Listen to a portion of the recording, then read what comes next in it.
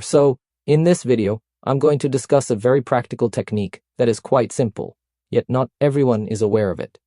How do you warm up sound effectively? Engineers have been using this trick since the 60s, and it's a technique they actively employed. For instance, in my processing chain, I have a knob specifically for this, which is called warmth. I will demonstrate what it does, and you can try it out on any of your EQs and saturators. Let's take, for example, a snare drum. I'm going to adjust this warmth knob, listen closely to the changes that occur, and try to guess what happens each time.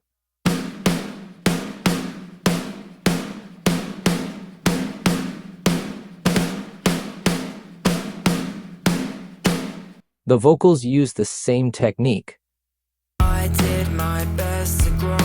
Now, listen closely to the mix while I add a touch of warmth and gradually decrease it. I did my best to grow us strong. I hope you'll be proud of me now. I hope you'll see all that I've done. Let's hear it on guitars.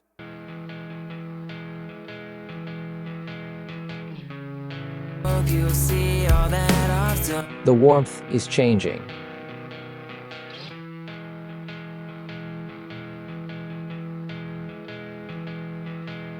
That is something you can actively use on any kind of instrument. Certainly on acoustics, for sure. Hear how it adds depth and richness to the guitar's body sound?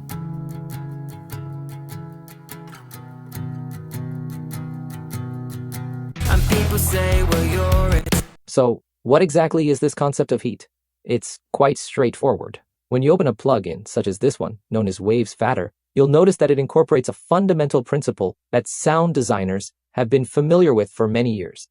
So, it's a low shelf that typically starts at around 1000 Hz, conventionally speaking. It very smoothly boosts the bass frequencies along with the lower mids.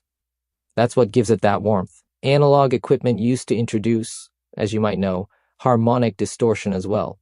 Harmonic distortion has to be arranged in such a way that the first harmonic is even. You see, I've got a basic tone that's at 1000 Hz, and the first harmonic that's coming in here is at 2000 Hz. It's really quite simple, yet it has a really cool sound to it.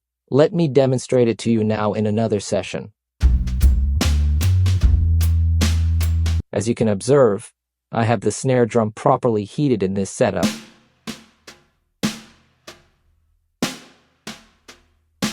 Let's take another look at the acoustics. Notice how truly beautiful it is without it, or when you add it. That's all for now. Goodbye. All the links can be found in the description.